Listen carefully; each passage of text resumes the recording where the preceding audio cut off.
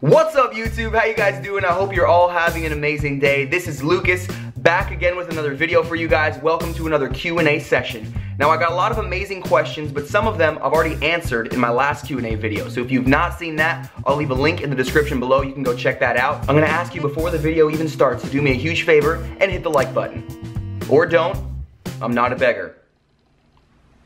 But please do. Also consider subscribing if you enjoyed this video. I post new videos every single week. Alright, that's enough talking. Let's get right to the questions. And I don't mean to take such a drastic turn so early in this video, but I think we need to start with the tough questions and we need to start with some of the heavier topics. So here we go.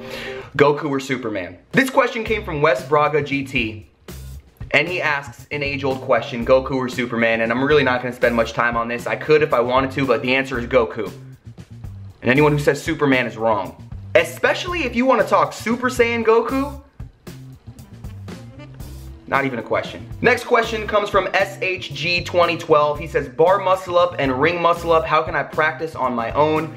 I have strong ring dips and jumping muscle up. Need to perfect this in 2018. Please help or train. Okay, that's a pretty intense question. And let me just say this, that's the kind of question that deserves its own video, and that's the kind of question that is going to get its own video. If you want to see that, make sure to subscribe, because I promise you in the next month or so, I will be posting a video about the best exercises to achieve a bar muscle up, not a ring muscle up. I would really want a more specific question to give you a more specific answer. I'm not going to go into detail on both right now. I've got a couple videos on muscle up training that I will link in the description below. And you say you have strong ring dips, which is really important. You need a strong dip, but that's gonna be the easiest thing to check off your list. If you have a really strong pull and you can pull yourself high enough to about your chest or lower, you don't even need to worry too much about the transition. Really, you wanna focus on your pulling. And the best way, I tell people this all the time, for calisthenics and for rock climbing and for strength to weight ratio, you've got to be as light as you can. The more lean you can be, the easier a lot of those moves are going to be. So if you're carrying around a ton of extra weight, the first step I would say is be as lean as you possibly can, and that comes down to nutrition. But if you really want to get good, clean muscle ups, you got to be pretty light and you need some really strong explosive pulling. And the reason I emphasize that is because that's what most people lack. Most people can do the dips, but most people struggle with the pull. So before I would even start telling you to do, specific progressions for the muscle up and for the transition, I would say focus on your pull-ups and don't do a ton of slow controlled reps. Do explosive pull-ups, because you need an explosive pull in order to do a muscle up, because in the next couple weeks I will definitely be posting a video specifically about that. I really didn't want to answer this question, but it got the most likes on Instagram. So is the dress black and blue or white and gold? Really, Abdi? We're still on this? When I first saw the dress, I saw it black and blue, but I gotta be honest, right now it's looking white and gold, so white and gold, final answer. Alright, next question. What keeps you energized and motivated? What drives you? Great job, keep up the amazing work. That's a great question. That question comes from Caballero Where. Alright, this is a great question, and I would consider myself a highly motivated, highly driven person. But here's the funny thing about motivation. Everyone I talk to about motivation, like motivational videos, right? You watch a motivational video and you're normally fired up for like 1 or 2 hours, like, let's go, man. New year, new me, baby. I'm gonna be swole at the end of 2018. And then you wake up the next day and you're like, donuts. Okay, that's everybody.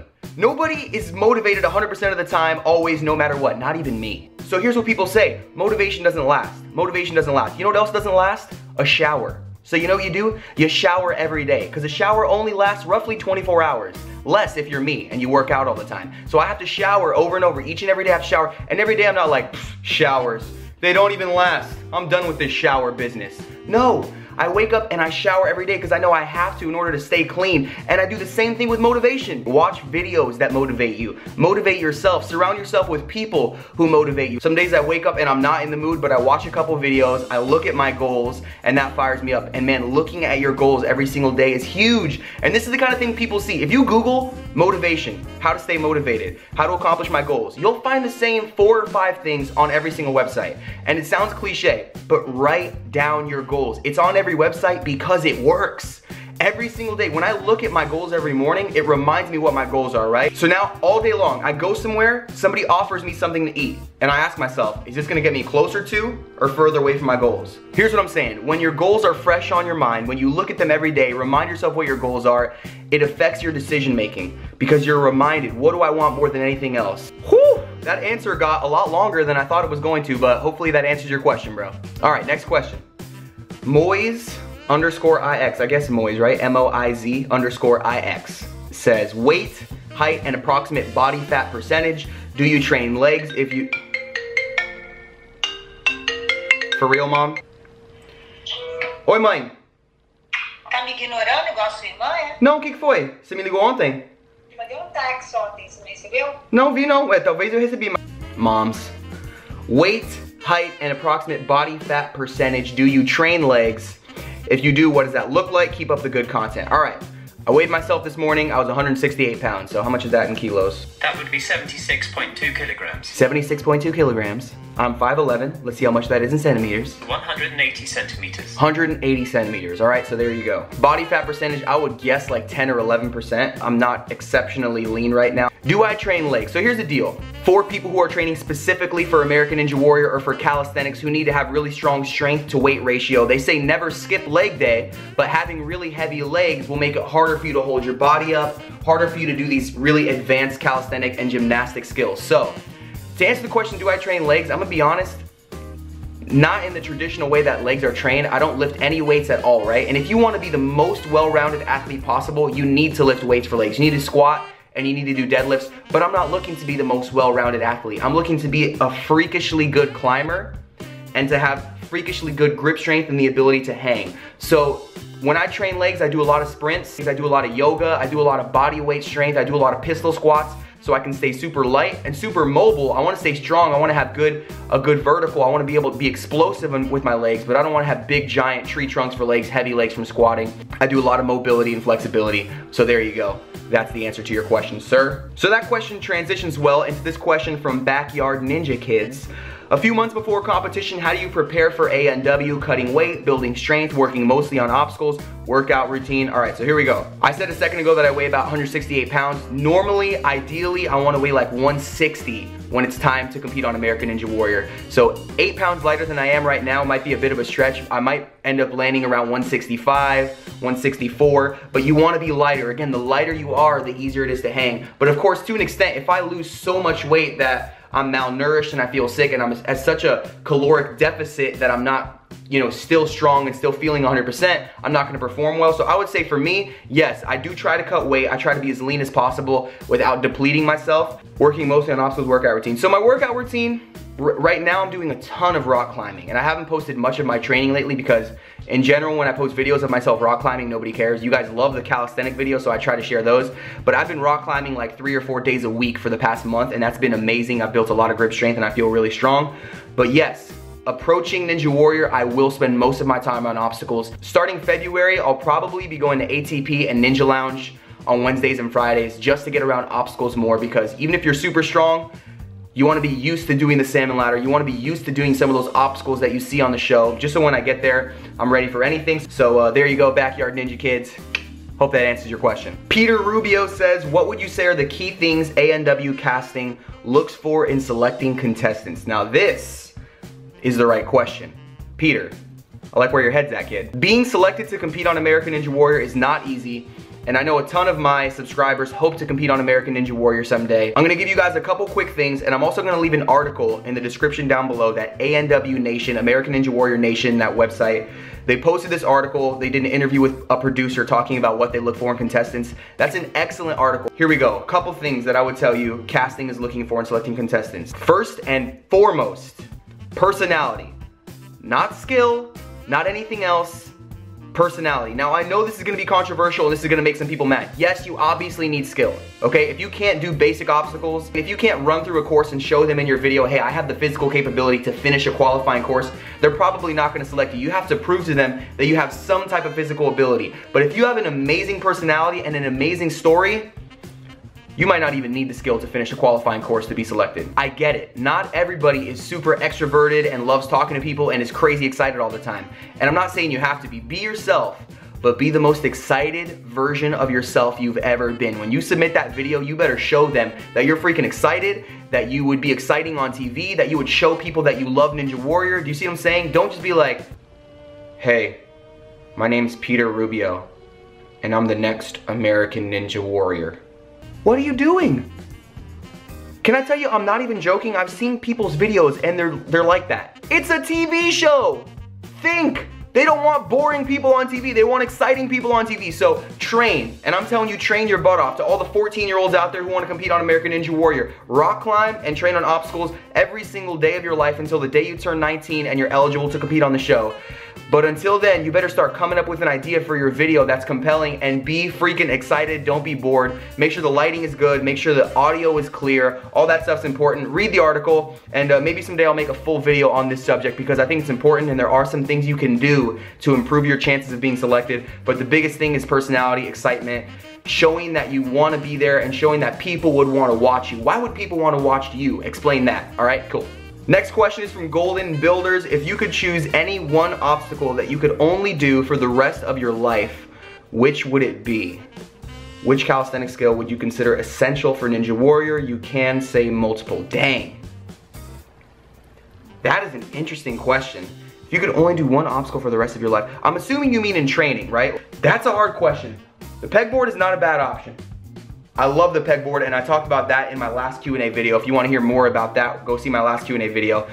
Pegboard is legit for building lock-off strength. That might be it as far as strength training goes. Like, I think if you master a pegboard, if you really can just like do a pegboard effortlessly, keep that one arm at 90 degrees and just keep moving through it, you will be pretty well equipped to compete on Ninja Warrior as far as strength goes. You need a lot more skills than that, believe me, but you're giving me a tough question. Just one obstacle, maybe the pegboard. Which calisthenics skill would you consider essential for Ninja Warrior? You can say multiple. This is a pretty easy question. If I had to say just one calisthenic, gymnastics, strength training, body weight skill, definitely the one-arm pull-up. Ninja Warrior, if I'm boiling down Ninja Warrior to be as basic and simple as possible, it's about grip strength and pulling strength. You need to master the pull-up if you expect to do well on American Ninja Warrior, which is why rock climbers do the best. So again, pulling strength, I would say the one-arm pull-up is a great calisthenic skill. The front lever, you know, you said it could be the front lever. Front lever is a great skill for that. It requires a ton of lat strength, which is gonna transfer to that well. But like, for example, the planche, if you can do a planche, that's really cool. It looks freaking awesome. You look like you're defying gravity. But does it transfer directly to American Ninja Warrior and, you know, the ability to do a rope climb, a humongous rope climb for $1 million, stage 4 in American Ninja Warrior? I don't think that being able to hold a planche is gonna directly translate to a rope climb that well. You need a lot of strength, but it's strength in different areas. So pulling strength and grip strength.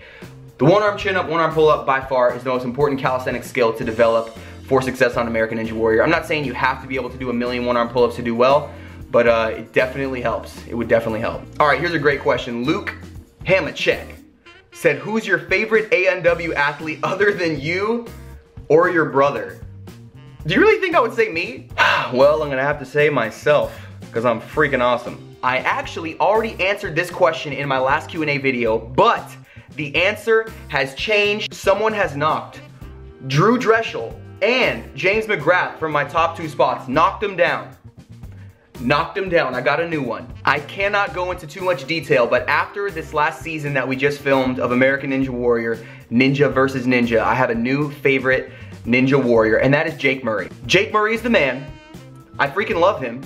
And as far as I'm concerned, he's the third Brazzy bro. All right, I said it. I really do love Drew. I love James. I love JJ. Man, there are a ton of athletes who I really like, who I really admire, who are great friends of mine. But Jake Murray is, dude, that guy's so freaking cool. And I love his attitude. I love his mindset. Like, if you see this guy before he runs, he's just got such a good mindset. I feel like his mentality is amazing. But if you want to talk about mental strength, I don't think anybody has got a more bulletproof mindset than Flip Rodriguez. That's kind of random. I just got off topic. But talking to Flip before he runs, or even after he runs, talking to Flip about running the course on American Ninja Warrior, I have not met anybody who is that positive he's going to succeed. And that's impressive. You need to be confident, you need to be determined to win, but that guy, there's not a shred of doubt in his mind every time he runs that he's gonna hit a buzzer. That's kind of random, sorry. I got off topic a little bit. Flip's mind is bulletproof. But anyway, Jake Murray is my #1 favorite American Ninja Warrior athlete. Love a bunch of them, love a bunch of those guys, but Jake takes the cake, he's first place. Rock Solid Warriors asks, what do you do for a living? That's a good question, that's a question I get a lot. I actually posted a vlog, this was probably like a month ago or so, I don't know, maybe a little more than that. I posted a vlog showing you guys what an average Sunday looks like for me at my job. I'm gonna put a link to that in the description below. If you really do want to know what I do for a living in a deeper context than what I'm about to say, go check that video out, because that video I really do feel like does a good job showing you guys a really close look at what I do on an average Sunday. I work at a church, I'm a worship leader, I'm a vocalist, and so basically that's my full-time job is being there, recruiting people to be a part of that, and singing on the weekends there. It's a pretty sick job. Church by the Glades is a pretty cool place. If you're ever in South Florida, come to Church by the Glades, message me, let me know, and I'd be happy to meet some of you guys, hang out with some of you guys. All right, that question goes really well into this next question from Mariella. She said, what's with all the secular songs at church? Can you explain that to me a bit? Why not Christian songs? All right, and this really is a good question. If you've never been to Church by the Glades, but you grew up, going to a more traditional church or your average church, most churches don't play songs you hear from the radio. Why do we play songs that you hear from the radio? Why do we do secular music in church? Mariella also wrote, why not Christian songs? I don't know if you've ever been to Church by the Glades. The majority of the music we do is Christian music, but then once in a while we'll do a song you hear from the radio, a secular song. We'll do like a Taylor Swift song or an Imagine Dragons song. Why do we do that? All right, check this out. Jesus, back in the day, used to teach people, and he would teach in parables and stories, right? He would make what he was trying to explain to people as relatable to them as possible. So he'd be like, yo, farming, am I right? I plant a seed and then something grows. You reap what you sow. And people were like, dang, I get that, because they were farmers. All right, they were farmers. So he was speaking to them in a language they could understand. There was a lot of farmers back then. There aren't very many farmers, at least in suburban areas, cities, right? I don't know where you live. Where we live, there's not a ton of farmers. The pastors at our church are not coming out like, yo, farming. They're like, yo, Facebook, am I right? I post a status and then I get haters. But guess what? Jesus said to love your enemies. So even though they hate on you, you still gotta love them. And people are like, yo, I get that. I have haters on Facebook. Okay, why am I saying all that? Because when we do a song, we did Believer by Imagine Dragons. When we do a song like Believer by Imagine Dragons, and you got a guy who comes to church who's never been to church in his life, and the whole time he's kind of standing there like, what's up with all this music? I don't really know what's going on. And then he hears Believer by Imagine Dragons. He's like, oh, I heard that on the radio on the way here. That's a cool song. Then a pastor comes out and he starts speaking and he says, do you think it matters what you believe in? Do you think it matters what you believe about yourself? Do you see what I'm saying? They connect the dots through something that person can relate to. And most people who come to church for the first time, and those are the people we're after, people who don't normally go to church, most people who come through the doors, they can't relate to the music that we normally play as Christians. They can't relate to, the parables and the stories that Jesus taught because they've never heard those before. They can relate to something that they're familiar with, and a lot of times they're familiar with music they hear on the radio. So if we can use that as a tool to bridge the gap, to connect the truth of the Bible in their minds, that's a win. So that's a short explanation. I hope that kind of makes sense. I would encourage you to go to Church by the Glades or watch Church by the Glades online. You can watch online every weekend live.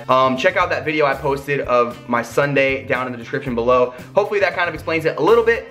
I don't want this video to get unnecessarily long with a super lengthy explanation, so there you go, Mariella. Last but not least, for Madison Grillo, is water wet?